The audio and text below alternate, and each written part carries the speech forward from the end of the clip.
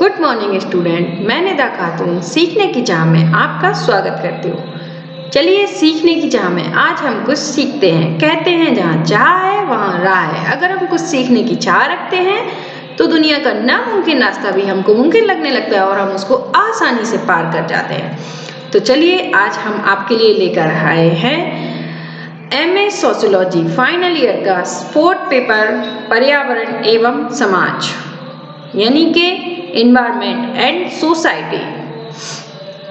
तो एनवायरनमेंट और सोसाइटी में आज हम बात करेंगे पर्यावरण प्रदूषण। पर्यावरणीय प्रदूषण क्या है, उसके क्या कारण है, उससे क्या प्रभाव होते हैं और उसे हम कैसे रोक सकते हैं, उसके रोकने के कारण आज हम इसके बारे में बात करेंगे। तो पर्यावरणीय प्रदूषण आज हम बात करेंगे। पर्यावरणीय प्रदूषण के कारण। पर्यावरणीय प्रदूषण है जैसे कि आज हम बात करते हैं वहित मल एक तरह का मल होता है जो हमारे घरों से हमारे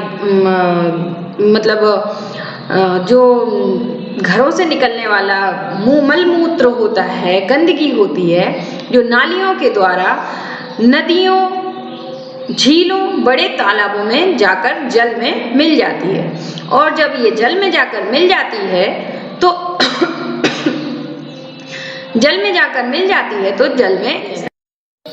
जल में प्रदूषण फैलने लगता है और अमोनिया गैस उत्पन्न होती है।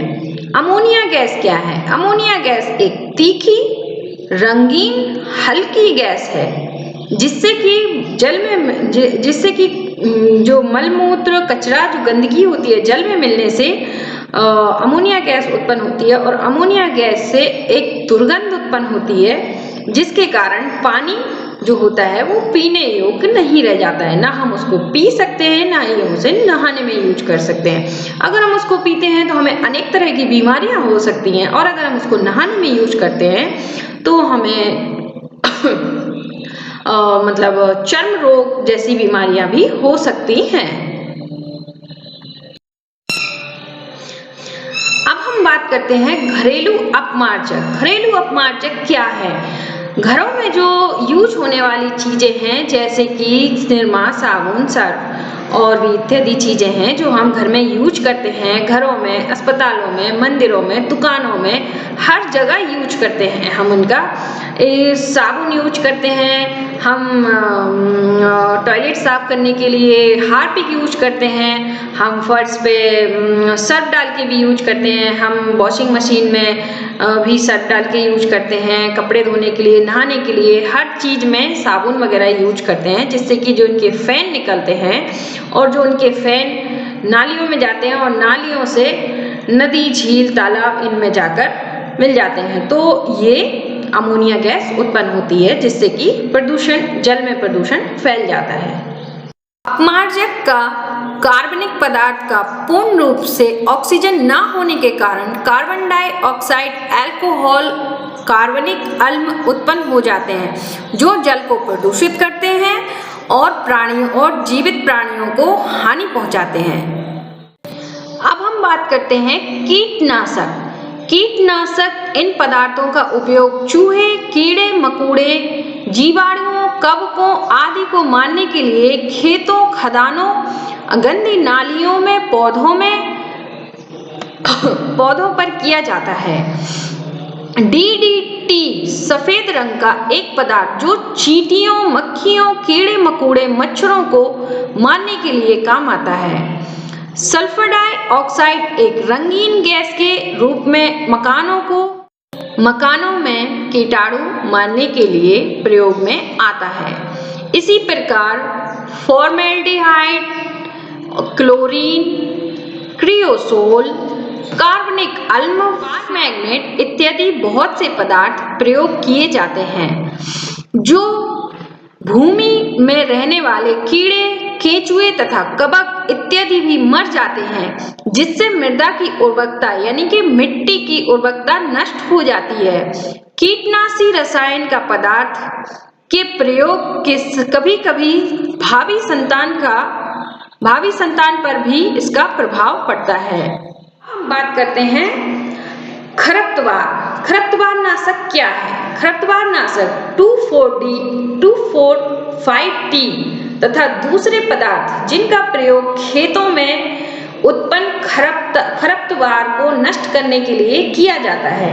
खरपतवार जो खेतों में अनचाहे पौधे उग आते हैं जिनसे कि किसानों का कोई फायदा नहीं होता है, उल्टा उनका नुकसान होता है, उसको नष्ट करने के लिए खरपतवार नाशक पदार्थ यूज करते हैं, जिससे कि मिट्टी को भी यानी कि मृदा को भी काफी नुकसान होता है। अब हम बात करते हैं स्वतः चालक निर्वातक। स्वतः चालक निर्वातक जेट विमान, ट्रैक्टर, मोटर, स्कूटर इत्यादि धुआं, इनसे निकलने वाला धुआं, औद्योगिक चिमनियां, रेल के इंजन से निकलने वाला धुआं वायु प्रदूषण करता है। धुएं में कार्बन डाइऑक्साइड तथा जल की वाष्प मुख्य रूप से होती है। इसके साथ कार्बन डाई मोनोऑक्साइड, अन्य कार्बनिक यौगिक तथा नाइट्रोजन यौगिक भी होते हैं, जिसकी मात्रा बढ़ जाने के कारण वायु में प्रदूषण हो जाते हैं। और हमारे जीवन में अनेक तरह की कठिनाइयां आने लगती हैं। हमारी आंखों में भी इससे काफी प्रभाव पड़ता है। आंखों में जलन होने लगती है, आंखों में खुजली होने लगती है, इसलिए हमें अपनी आंखों को बचाकर रखना चाहिए। अब हम बात करते हैं औद्योगिक कचरा। औद्योगिक कचरा जल में मिल जाने के कारण ऑक्सीजन की मात्रा कम होने लगती है, जिससे क्लोराइड, नाइट्रेट तथा सल्फेट आदि अत्यधिक बढ़ जाते हैं। कारखाने से निकलने वाला कचरा जो नदियों में, झीलों में, तालाबों में डाले जाने के कारण हमारे देश की अधिकांश नदियों का जल प्रदूषित होता जा रहा है। प्रदूषण के प्रमुख कारण। अब हम बात करते हैं प्रदूषण के प्रमुख कारण क्या हैं। प्रदूषण के कारणों को हम दो भागों में बांट सकते हैं, विघटित होने वाले पदार्थ तथा अविघटित होने वाले पदार्थ। विघटित होने वाले पदार्थ प्रायः जीवीय कार्बनिक होते हैं। ये अब अविघटित होकर वातावरण में विलीन हो जाते हैं और इनसे प्रदूषण कम हो जाता है। परंतु जब कभी इन पदार्थों की मात्रा अधिक मात्रा में होते हैं, इनका अपघटन रुक जाता है, तो फिर इनसे प्रदूषण फैलने लगता है।